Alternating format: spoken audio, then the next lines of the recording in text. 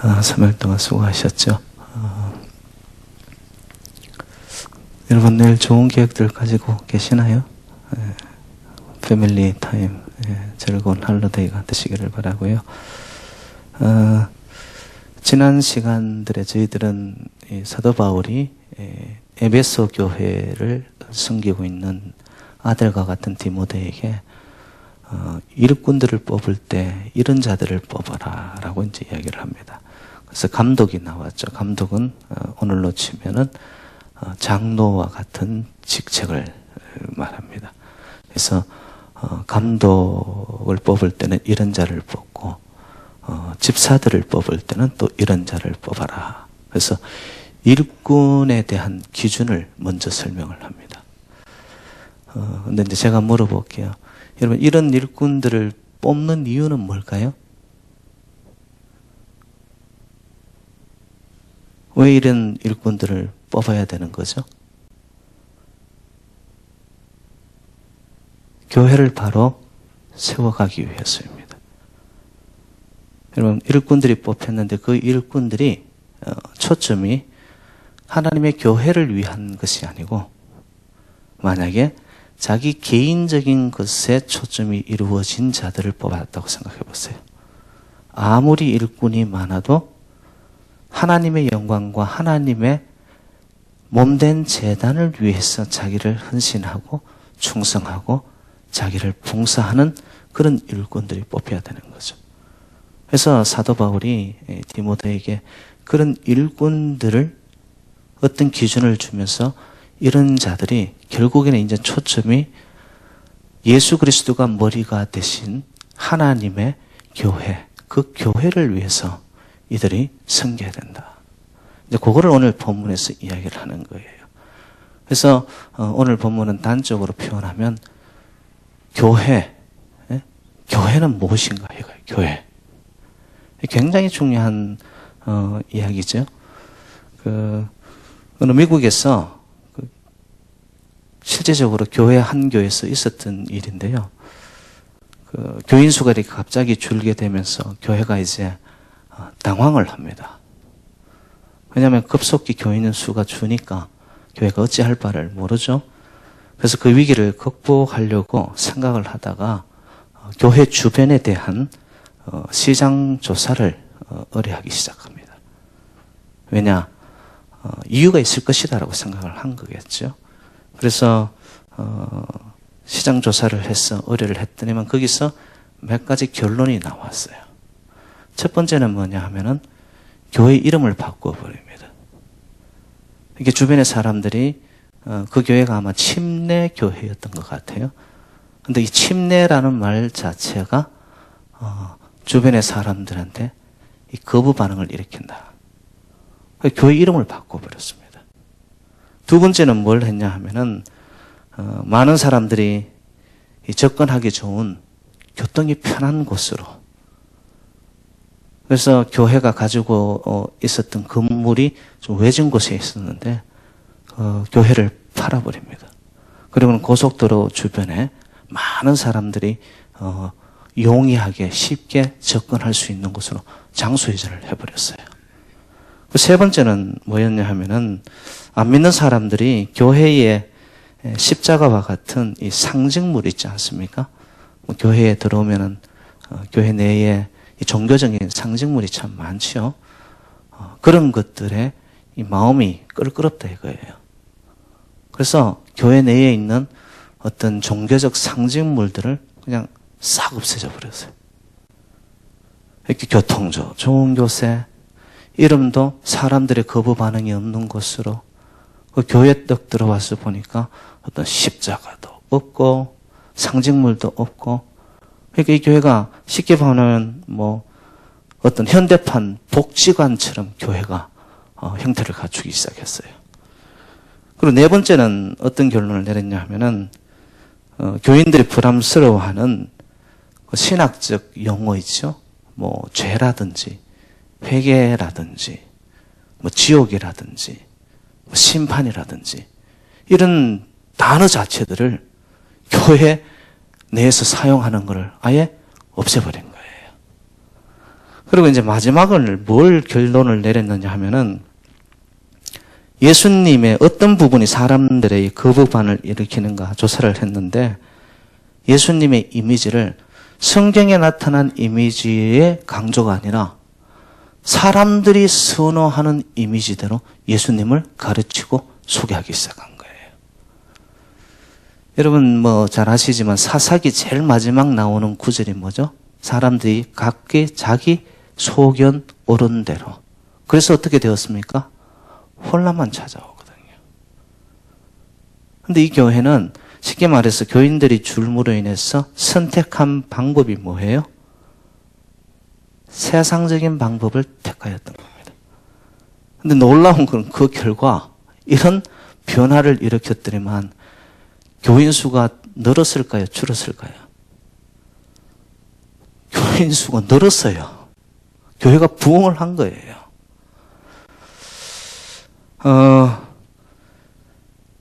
여러분 그 교회에서요 이렇게까지 주장을 하기 시작합니다. 사람의 마음에 드는 교회를 만들어야 된다.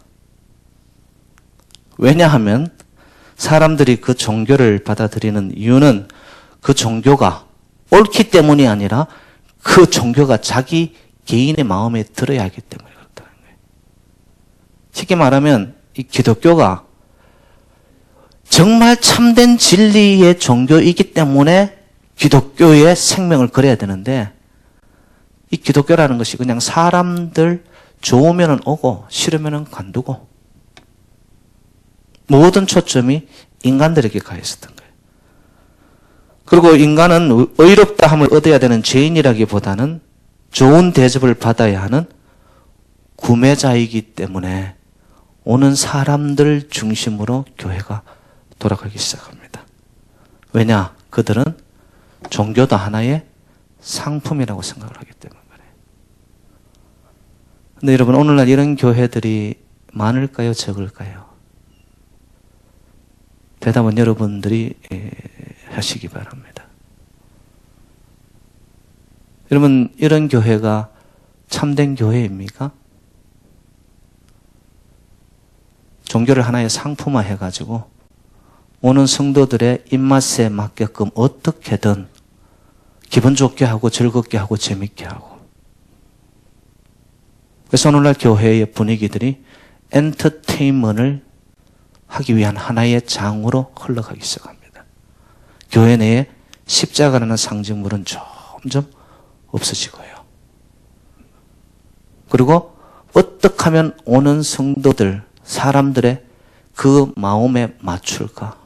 이러다 보니까 목사도 성도들 눈치 보기 바쁜 거예요. 어떻게 하면 많이 나오게 할까? 기분 좋은 말하고 강단에서 축복받으라 이야기하고 잘 됩니다. 이런 입맛에 맞는 교회의 분위기를 자아내다 보니까 이런 교회의 생명과 본질이 자꾸 빠져나가기 시작합니다. 그런 교회는요, 쉽게 말해서 거품이에요. 와! 몰려다닙니다. 수많은 군중들이, 팬들이 있는데 하나님이 진정 찾으려고 하는 제자들은 없어요. 교회의 본질이 빠졌기 때문에 그런 거죠.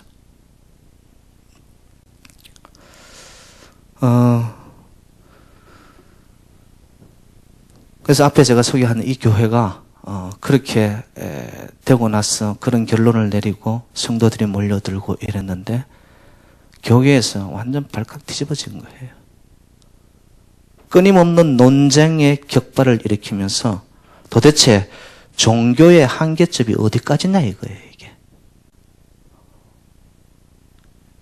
여러분, 우리가 종교라고 말하고 신앙이라고 말할 때는 인간의 범주를 넘어서는 영역에 우리가 믿음으로 바라보는 것이 신앙입니다. 근데 믿음이라는 단계를 거치지 않고 이성적인 단계에서 인간이 원하는 그 기준 안에서 모든 것을 맞추어 가기 시작하면 교회는요, 되는 것 같지만 끝은 점점 시들게 되어 있습니다. 근데 보이지는 않지만 살아계신 그 하나님의 믿음이라는 단계를 거치면서 그 영역으로 자꾸 백성들을 높은 곳으로 인도하여 가는 거예요. 그래서 오늘 본문에 한 단어를 빌리자면 경건. 그래서 경건을 놓고서 경건의 비밀이라고 사도 바울은 이야기를 하는 거죠. 여러분, 교회는 그 경건 속에, 거룩 속에, 하나님의 영광 속에 하늘의 비밀을 개인으로 만난 자들을, 그 신앙을 가지고서 모여든 그리 무리들이 함께 기도할 때 그 기도의 열기가 뜨거워져 응답받는 기도가 되어지고, 교회는 교회로서의 생명과 사명을 다하게 되어지고요. 근데 오늘날 교회들이 거룩성과 경건의 능력을 자꾸 상실해가고 인간적인 분위기는 왕성해지기 시작합니다. 저는 그렇게 생각합니다. 교회는 세상 모든 이들이 들어올 수 있도록 문턱을 낮춰야 되죠. 그리고 예수님도 그렇게 말하셨습니다. 교회는 만민이 기도하는 집이라고. 만민들이 오는 곳이 맞아요. 그런데 여러분, 절대로 교회의 본질을 잃어버려서는 안 된다는 거죠. 많은 이들이 다 들어올 수 있습니다. 들어올 수 있지만 교회는 교회가 반드시 가야 할 방향이 있고 길이 있더라는 거예요. 그런데 그것마저도 전부 상실하여 기준 없이 질서 없이 세상의 사람의 그러한 것에 입맛에 맞추어 가는 한 교회는 본질을 잃어버린 한 방향을 잃어버리고 결국에는 이러면 어떻게 되겠어요? 난파한 배와 같이 결국은 그렇게 되어 간다는 거죠. 그럼 목사님 오늘 서두에 그렇게 장황하게 말씀을 하는데 교회는 어떤 것인가요? 교회의 본질은 무엇인가요? 여러분, 신앙생활을 정말 잘 하시려면 교회가 무엇인가를 바로 알아야 됩니다. 교회가 무엇인가를 바로 알 때 내가 일꾼으로 부름받은 자기의 목적도 알게 되는 거예요. 내가 왜 이 교회에 집사로 아니면 권사로 아니면 장로로 부름받아 세워졌을까?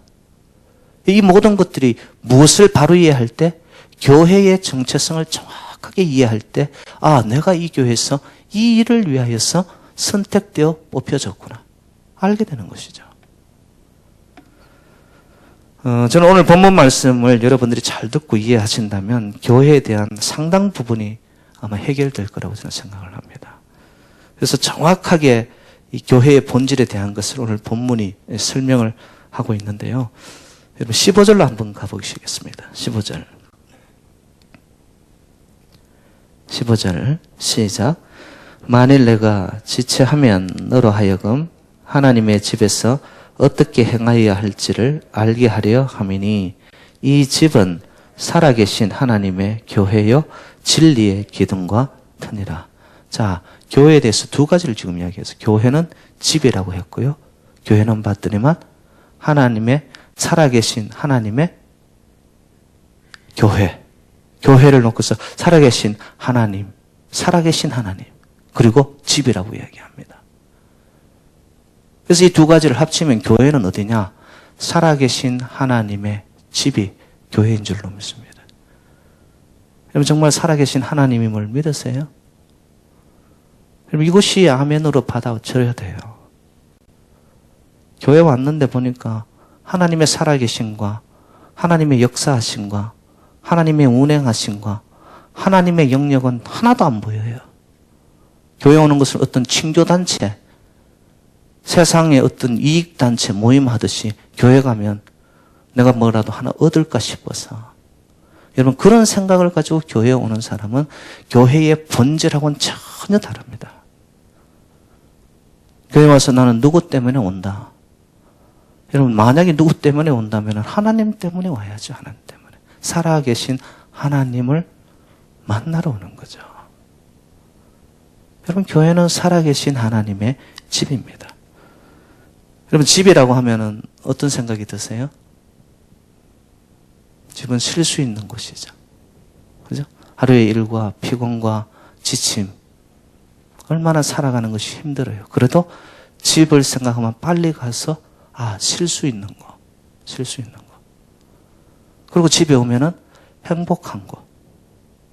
그리고 집에 오면은 가족들이 있고 식구들이 있어서 나를 이해하고 나를 사랑해주고 나를 기다려주는 사람이 있는 것. 여러분, 바로 하나님이 이 성전에서 저와 여러분들을 향하여 수고하고 무거운 짐진 자들아, 나 내게로 오라. 내가 너희를 쉬게 하리라. 여러분, 살아계신 하나님의 집 교회는 오면 내 영혼과 심신이 정말로 쉼을 얻어야 됩니다. 교회 와서 안 그래도 각박한 세상 살아가는데 교회 와서까지도 찢어져 벗고 사고 난리를 치게. 교회의 생명 빠지는 거예요, 여러분. 그렇게 하려는 교회에 안 나오는 게 도움을 도와주는 거예요, 여러분. 교회까지 와서 왜 찢고 벗고 해요? 교회는 쉬는 곳인데 내 영혼이 심신이 정말 쉼을 얻는 곳으로. 왜? 언제 영혼의 쉼이 오느냐? 하나님의 살아계심과 영광을 만나잖아요. 그러면 내가 왜 이 땅에 왔고 내가 무엇을 위해 살아가야 되고 나는 누구인가를 정확하게 깨닫게 됩니다. 하나님의 살아계심 앞에. 그리고는 나의 삶의 인생의 의미와 목적을 깨닫는 거죠. 그러면서 여러분 살아가는 것 자체가 인생의 무게를 안고 가는 것이 아니라 자유로움을 안고 살아가는 것 자체가 굉장히 여러분 바람처럼 물처럼. 왜? 내 영이 쉼을 얻어 자유롭기 때문에. 교회는 바로 그런 곳이 되어야 되더라는 것이죠. 살아계신 하나님의 집이라는 거예요. 제가 목회자로서 저희 기도 가운데 여러분 가장 많이 하는 기도가 무엇일 것 같아요? 그걸 여러분들이 어찌 알겠어요? 여러분에게 물어보는 제가 잘못이죠. 예? 제가 가장 많이 하는 기도가, 빠지지 않고 하는 기도가 이겁니다. 하나님, 주의 백성들이 하나님의 집에 와서 이 집의 주인 되신 하나님을 만나고 하나님의 음성을 듣고 정말 그들의 영안이 열려져서 그들의 인생에 가야 할 바를 알게 하시고 아버지의 사랑을 확인하게 하시고 그 감격을 가지고 삶의 현장으로 나아가 정말로 삶의 현장 속에서 하나님의 동행하심을 선포하면서 살아가는 성도들이 되게 해달라고. 이 기도는 제가 빠지지 않습니다. 제가 기도하니까 또 그렇게 될 줄로 믿습니다. 예? 여러분, 그거 아니겠어요? 살아계신 하나님의 집에 와서 여러분, 만약에 여러분 누구 집에 방문을 합니다. 다른 사람 집에 방문하는 이유는 뭐죠? 누구를 만나러 가는 거예요? 그 집에 강아지 만나러 가세요? 그 집의 주인을 만나러 가는 거 아니에요. 그럼 교회에 오는데 교회의 주인은 누구시더라? 머리 대신 예수 그리스도, 교회의 전체의 영광을 받으시는 하나님. 교회의 주인은 하나님이시거든요. 근데 교회에 와서 하나님을 만나러 오지도 않고 예수 그리스도를 만나러 오지도 않고, 그러면 여러분 우리의 신앙생활 자체가 거기 본질이 거기 가 있어야 되는데 이것이 아니고 주변적인 것들이 우선이 되어지면 우리 신앙생활이 헛수고를 하는 거죠. 그 어린 시절 저는 이사를 좀 이렇게 다녔지만은 한 번은 그 고아원 옆에 저희 집이 이렇게 위치를 했는데요. 고아원에도 제가 잘 알아는 그 시절에는 고아원에 참 이렇게 부모를 잃고 정말 아무도 케어할 자들이 없는 그런 친구들이 많았어요. 놀이터가 있으니까 고아원에 있는 친구들도 나오고 가정이 있는 친구들도 나와서 낮 동안에는요 열심히 소리 지르고 활달하게 같이 놉니다. 근데 낮 시간에는 얘가 누구 집 아들이고 얘가 누구 부모님이 있고 없고 이런 것이 차이가 안 나요. 근데 차이가 언제 나는 줄 아세요? 밥 먹은 시간, 저녁이 될 때 부모가 있는 자녀들은 누구야 부릅니다. 저희 어머니도 저를 부르는 거죠. 제가 한번 놀면은 그냥 끝장을 보는 스타일이라 밤이 늦도록 놀았거든요. 늦은 시간까지도 안 들어오니까 어머니가 나와가지고 누구야 라고 부르. 그때 저는 뭐예요? 갈 집이 있는 거예요. 근데 같이 놀았던 그 친구들, 그 아들은 갈 곳이 없어요. 가봐야 설렁한 분위기의 그 고아원에. 그 친구들이 고아원에 있어가지고 제가 그 고아원에 또 가서 밥도 얻어먹고 했는데요. 밥이 집밥하고 완전히 달라요. 맛이 달라요. 준비는 해서 하는데 그 맛이 정말로 달라요. 여러분 한번 생각해 보십시다. 저는 가끔 그런 생각을 해보는 게 주변에도 여러분 큰 집이 많아요. 아주 고급스럽고 좋은 집들이 많습니다. 그 모든 집과 화려함과 이런 것을 다 갖추었는데 정말로 스위트홈은 얼마가 될까? 교회도 이와 같은 거예요. 오늘 많은 교회들이 있습니다. 여러분 플레싱 일대만 해도 여러분 아시다 뭐 크고 작은 교회 다 하면 한 400~500개 그 이상도 됩니다. 가정교회까지 다 포함하면. 그 많은 교회 중에서 정말 따뜻함을 누리고 살아계신 하나님의 영광이 나타나고 하나님이 직접적으로 개입하시고 사소한 큰일 관계없이 하나님의 능한 손이 움직여가는 교회. 여러분 그런 살아계심과 역사하심과 개입하심과 하나님의 통치하심이 느껴질 수 있는 교회. 그 교회가 오늘 사도 바울이 말한 살아계신 하나님의 집이라는 거예요. 그러면 저는 우리 새누리 장로교회가 바로 살아계신 하나님이 이 교회를 다스리시고 주인 되신 교회인 줄로 믿습니다. 여러분들이 바라볼 때는 왜 이렇게 일들이 많냐? 왜 이렇게 어려움이 많냐? 저는 그것도 어떻게 바라보느냐? 하나님이 개입을 하시는 하나님의 방법인가 보다. 그냥 믿고 가는 거예요, 여러분. 만약 그렇지 않았다면 이보다 더 큰 다른 어려움들이 있을 수 있지 않았겠는가?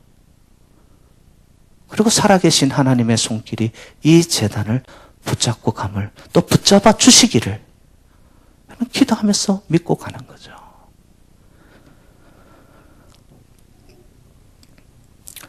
저는 성도님들의 신앙 스타일이요, 다양할 수 있다고 생각을 합니다. 그런데 그 성도들의 신앙에 가장 온전한 스타일이 있다면 저는 교회 중심적 스타일이 되어야 된다고 믿습니다. 여러분 일상생활 속에 한번 보세요. 이민자로서 살아가는 삶이 굉장히 바쁘죠. 주일 성수 한번 하는 것도 힘듭니다. 여러분들이 스스로 한번 자문하세요. 나 정말 교회 중심적으로 이런 신앙을 가지고 살아가는 그리스도인인가? 여러분 만약에 교회 중심적으로 살아가는 자는요, 어떤 식으로 살아가느냐? 인생이 슬퍼요. 아픔이 찾아왔어요. 눈물이 나요. 그럼 이 사람은 어디로 가는 거예요? 교회로 가는 거예요. 삶 속에서 내가 하나님을 참 만나야 되겠다. 하나님이 정말 살아계심을 내가 한번 느껴야 되겠다. 체험해야 되겠다. 경험해야 되겠다. 어떤 그런 마음이 있는 자라면 어디로 가야 돼요, 여러분? 성전으로 가야 돼요. 교회로 가야 돼요. 교회 이외에 여러분 어디서 하나님의 그 강한 임재를 맛볼 수 있습니까? 여러분 교회를 떠나면 세상 한번 보시기 바랍니다. 여러분들을 현혹하고 어떻게 하면 넘어뜨릴까? 어떻게 하면 유혹할까? 세상에 너무 기똥차게 재밌는 것들이 많습니다, 여러분. 그걸 따라가는 한은 하나님의 살아계심보다는요, 내가 올라오는 거죠. 내가 살아가는 거죠. 내가 살아 올라오는 겁니다. 저는 하나님의 집에서 여러분 예배를 하면서 하나님과 대화를 하고 기도 가운데 내 인생에 질문을 던지는 거예요. 하나님은 나의 목자라고 하셨는데 왜 이렇게 나의 삶의 여정은 이렇게 힘드나요? 기도의 깊은 기도의 대화 속에 그런 질문을 영적으로 마음으로 던지면요, 하나님이 저희들을 정말로 가만두지 않고 하나님이 평안으로 찾아오셔서 응답하세요. 기도를 그냥 여러분 습관적으로 하는 것이 아니라 내 인생의 무게를 안고 와서 한번 엎드려 보세요. 질문을 던지고 찬양 속에 하나님의 음성을 들으려고 하는 간절함이 있고 그리고 하나님 말씀에 선포되는 그곳에서 내 인생의 응답을 받는 거죠. 아, 이거였구나. 여러분, 이것이 살아계신 하나님의 집에서 우리가 누릴 수 있는 특권이에요, 특권. 근데 예배 시간에 보면은 멀뚱 눈만 끔뻑이고 생각은 온통 딴 데 가 있어요. 예배 시간에 왜 또 그렇게 움직여요? 예? 딴짓 한단 말이에요. 아무 생각 없이 그냥 와 있어요.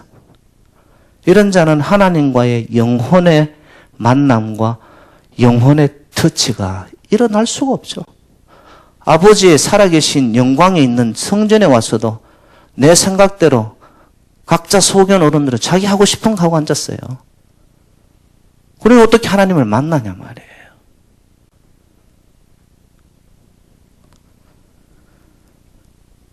여러분, 교회의 주인 되시는 분은 하나님이시고요.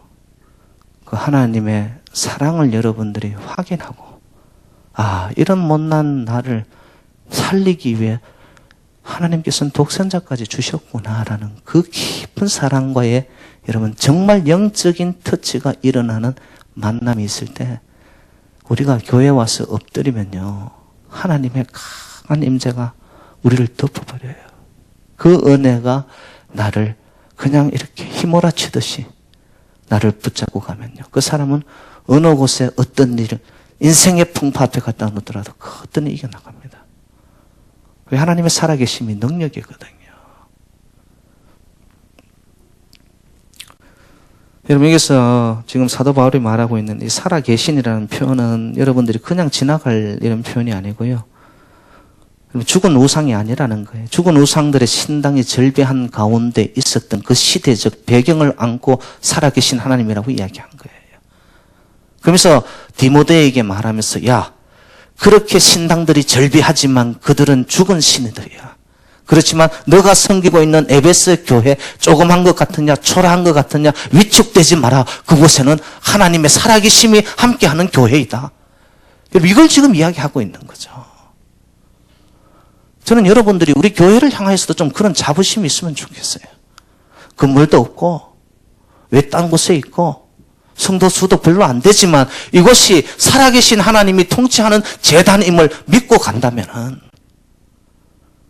하나님이 하나님의 일을 하실 거고 우리는 우리의 일을 해나가면서 언젠가는 이것이 마주 떨어질 때는 아버지의 큰 역사가 일어나지 않겠는가, 이러면서 가는 거죠, 여러분.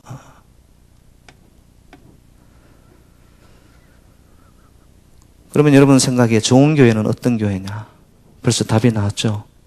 하나님의 살아계심을 경험하는 교회가 정말 좋은 교회입니다. 찬양 한 구절에도 그냥 인생의 무게를 안고 와서 고개를 숙여 마음을 열고 기도하는데 울컥하면서 인생의 서러움이 붙박혀 오르지만 그 서러움을 하나님 앞에 올렸더니만 하나님이 주시는 은혜와 평강이 나를 덮어버려요. 살아계신 하나님. 강단에서 선포되는 말씀 속에 그 말씀이 바로 나를 위한 말씀이었네. 근데 그 말씀을 듣는 가운데, 아, 내가 가야 할 길이 이것이었구나.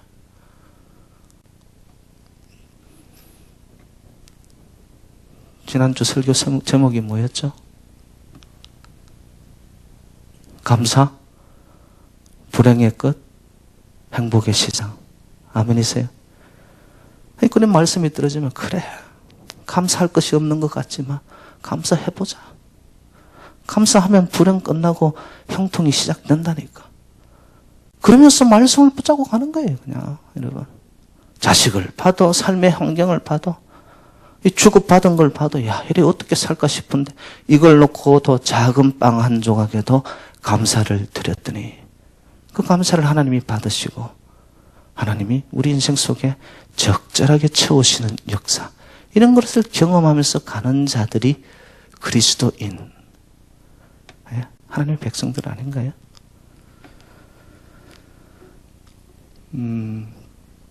그러면 목사님, 하나님과의 이 살아계신 수직적인 관계만 좋으면 되나요? 아니요. 그 다음이 뭐냐? 이 수직적인 하나님과의 관계, 살아계심, 거룩, 영광, 능력 이런 것을 체험한 후에 그 체험을 가지고 하나님의 사랑을 안고 어떻게 되어지느냐? 수평적으로 성도들을 간에 나의 삶의 주변에 여러분 그 사랑을 전하는 자가 될 때 그 사람은 하나님의 집에 그냥 왔다 가는 자가 아니죠. 그런 자들이 사랑의 이 원자탄을 안고 가는 거예요. 가는 곳마다 사랑의 원자탄을 터뜨리는 거죠. 그러면서 삶이 원활해지고 삶이 부드러워지고 관계가 회복되어지기 시작하고 살아계신 하나님을 만난 자죠. 그래서 여러분 교회의 본질은 이겁니다. 교회는 살아계신 하나님의 집이다. 그 살아계심을 내가 체험을 해야 된다. 체험을 해야 된다. 네. 그러면 여러분 이 교회는 무엇을 기초로 두고 있습니까? 오늘 보면 15절 끝에 이런 표현이 있죠. 진리의 기둥과 터니라. 여러분 진리가 기초가 된 것이 바로 교회입니다. 교회는 사람들이 기초가 된 것도 아니에요. 그럼 목사님 사람 없이 성도들 없이도 교회가 되나요? 여러분 교회는 하나님의 말씀의 살아계심의 진리만 바로 세워지면요. 그 다음은 하나님이 하세요. 사람들 중심에 사람들이 우선이 되어서 기초를 놓아진 교회는 기둥이 무너지면 넘어지듯이 사람이 넘어지잖아요. 사람이 감정이 되어지잖아요. 그러면 교회는 시끄러워 못 견딥니다. 그런데 교회는 진리의 기둥의 터 위에. 진리는 뭐죠? 보편, 타당한, 그리고 불변한 하나님의 말씀. 어느 누구에게나 적용 가능하고 보편적이면서도 그 말씀이 영원 불변한 생명의 말씀이 기초가 되어 진리가 되어 교회가 세워질 때 여러분 그 기둥은 든든한 기둥이 되는 거죠. 그래서 어떤 누구가 더하여지더라도 그 교회는 흐트러지지 않는 겁니다. 왜? 말씀의 진리의 기초 위에 바로 세워져 있기 때문에 그렇습니다.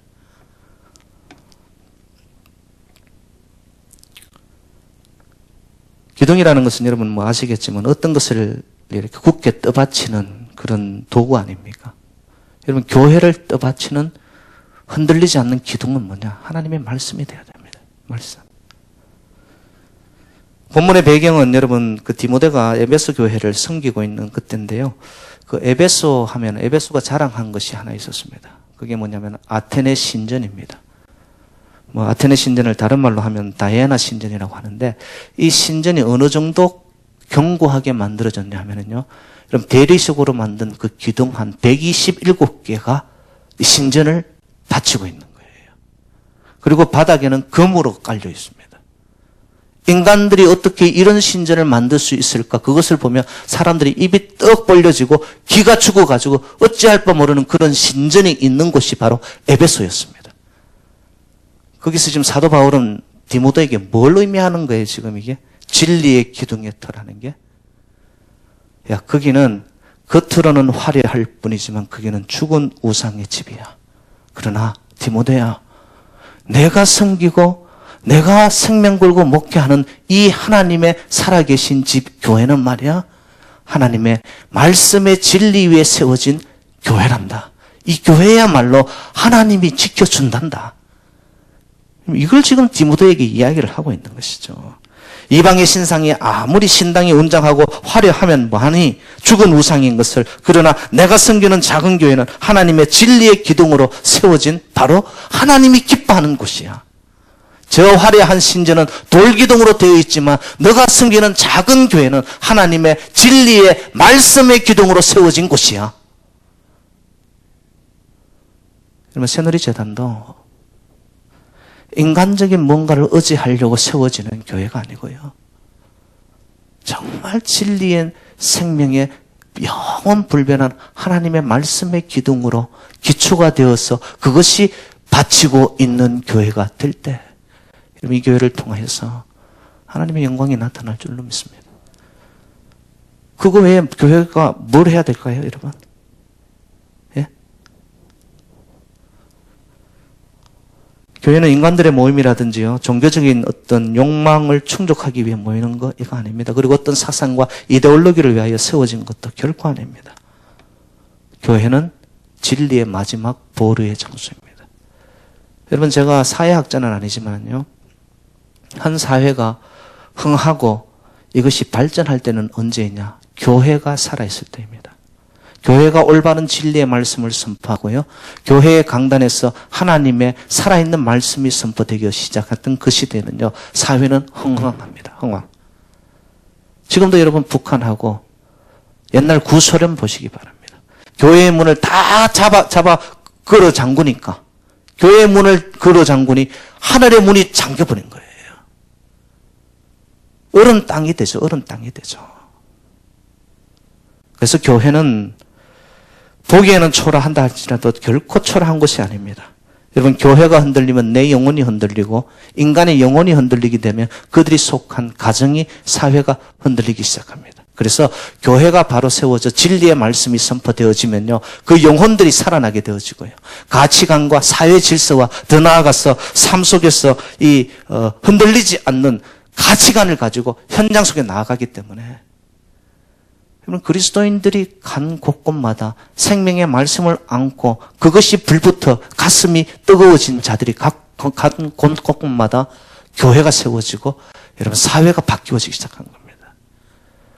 그게 초대교회의 전체적인 역사 아닙니까?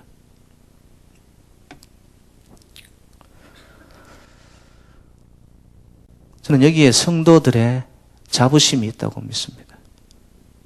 세상이 자랑하는 것들 말고 하나님의 진리의 말씀 위에 내 인생은 붙들려 있다. 여러분, 진리는 생명이거든요. 나를 살려내는 자부심. 돈도 아니고 명예도 아니고 인기도 아니고, 나의 자부심은 하나님의 말씀이다. 진리의 기둥이다. 이걸 붙잡고 가는 거 아닙니까? 제가 지금 두 가지 말씀드렸습니다. 교회는 살아계신 하나님의 집이다. 그러면 그 집의 터는 뭐다? 진리의 기둥으로 세워져요. 진리는 하나님의 말씀이다. 그렇다면 이제 마지막입니다. 여러분, 그 진리의 핵심 내용은 뭘까요? 하나님 말씀의 핵심 내용이 뭐예요, 여러분? 예? 경건. 경건은 누구의 샘플을 따라가는 것입니까? 여러분, 신약, 구약으로 우리가 말씀을 나누는데, 구약은 누구에 대한 말씀이죠? 제자 양육 공부하시는 분. 오실 예수 그리스도. 예. 신약은 오신 예수 그리스도. 자, 그 말씀이 어디에 나타나느냐? 오늘 본문 16절이에요. 16절로 가봐요. 16절.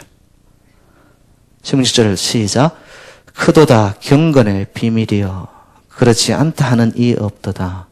그는 육신으로 나타난 바 되시고 영으로 의롭다 하심을 받으시고 천사들에게 보이시고 만국에서 전파되시고 세상에서 믿음 받으시고 영광 가운데 올려지셨느니라. 여러분, 이게 한마디로 표현하면 뭐냐? 이 모든 한 인격 위에 집중이 되어지는데 예수 그리스도입니다. 예수 그리스도는 누구세요? 오셨고, 그죠? 오신 후에 죽으셨고, 죽으신 후에 살아나 부활하셨고, 부활하셔서 성천하신 후에 다시 세컨 커님, 영광 중에 다시 오실 이 예수 그리스도. 예수 그리스도. 여러분, 예수 그리스도가 진리임을 믿으시기 바랍니다. 예수 그리스도의 오심처럼 우리의 삶 속에 말씀이 육신이 되어 그 말씀이 내 안으로 들어오게 되면요, 죽음의 자리 십자가를 통과하는데도 이 사람은 죽지를 않아요. 살아나는 거예요, 막. 살아난 이후에 그 삶의 마지막은 저 천국 영광 빛나는 하나님의 영광이 끊임없이 세세토록 있는 그 하늘의 천국을 향하여 나의 삶이 나아가는 인생 자체가 여러분 이 땅을 지향하는 것이 아니라 미래지향적으로 천국 지향주의적으로 예수 그리스도의 삶이 나의 삶이 되어버리는 예수 그리스도화 되어가는, 한마디로 표현하면 제자의 삶을 살게 되어지는, 이게 진리의 핵심입니다. 근데 그런 자들은 어떻게 살아가느냐? 경건, 아까 우리 말씀하신 경건의 삶으로 나타나게 되는 거예요. 그래서 오늘 사도 바울이 이렇게 표현하잖아요. 크도다 경건의 비밀이여 그렇지 않다느니 없도다. 이건 뭐냐, 지금 감탄사를 이야기하는데 제가 이렇게 한번 바꿔봤어요. 예수 그리스도 안에 있는 이 복음은 얼마나 놀랍고 위대한 것인가. 예수 그리스도의 복음은 정말 놀랍고 위대한 것이다. 사도 바울의 고백인 거예요. 근데 여러분, 비밀은 뭐예요? 모두에게 다 알려진 거예요? 아니면 아는 사람만 아는 거예요? 아는 사람만 아는 거예요. 이것이 신앙의 경건의 비밀입니다. 여기 모인 사람들 다 있다 할지라도요, 여러분이 그 경건의 신앙의 깊이의 비밀까지 나아가지 못하면요, 여기 와 있어도 모르는 사람이 있는 거예요, 그냥. 그러면 마지막 날에 하나님 앞에 서는 그때, 내가 너를 모르겠다. 넌 누구니? 이러면 우리가 신앙생활이 뭐예요? 아무것도 아니라는 거예요. 진리이신 예수 그리스도를 내가 알아가기 시작하면서, 힘써 알아가기 시작하고 깨닫기 시작하면서 그 속에 있는 경건의 비밀을 알게 되는 거, 천국의 비밀을 알게 되는 거. 그래서 내 인생의 종점은 이곳이 아니고, 아, 저 영원한 나라 저곳을 향하여 나아가고 있구나. 여러분, 삶이 벌써 자명해지지 않습니까? 근데 아직도 살아계심을 만나지를 못해요. 하나님의 살아계심. 하나님의 살아계심이 가슴으로 느껴진 자는요, 하나님 앞에 경외롭고 두려운 마음으로 예배자로 나타납니다. 감히 어디야, 뭐 예배 안 했으면 혼자 할 거 다 해요. 말도 안 되죠. 살아계심에 대한 개념이 없는 거죠. 그리고 진리의 말씀이 내 인생의 터가 되어 교회 안에서 그 틀을 이룬 말씀이 나를 움직여 가야 되는데, 그렇게 된 자는 예수 그리스도의 삶을 닮아가는 제자가 되어지는, 여러분, 이런 자들이 초대교회는 많았기 때문에 가는 곳곳마다 그들은 죽음의 자리 가더라도 굴하지 아니하고 피가 뿌려지면서 교회가 세워지고 선교가 되어지고요. 저는 이렇게 믿습니다. 예수 그리스도의 복음이요, 나를 정말로 변화시킨 자는요, 나의 삶이 경건과 거룩의 모도로 나아가지 않을 수가 없습니다. 그런데 경건과 거룩은 능력이 됩니다. 특히 이 시대 앞에서도 여러분, 경건과 거룩이 나의 삶 속에 진리화되어질 때 그 진리는요, 능력이 되어가지고 아무리 인생이 어렵고 힘들어도 그 사람을 꺾을 수가 없어요. 저와 여러분들이 다 그런 자들, 또 우리 새누리재단이 살아계신 하나님의 집, 진리의 터 위에 세워져서 우리 모두가 예수 그리스도화, 제자화 되어질 때 그 역사, 경건의 거룩의 능력이 우리를 통하여 선포되어지고 확산되어져, 여러분, 우리 재단 여러분을 통하여 하나님의 나라가 이 땅에 임하시기를, 하늘의 뜻이 또한 우리의 삶의 현장 속에 이루어지시기를 주님의 이름으로 축원드립니다. 하나님 아버지,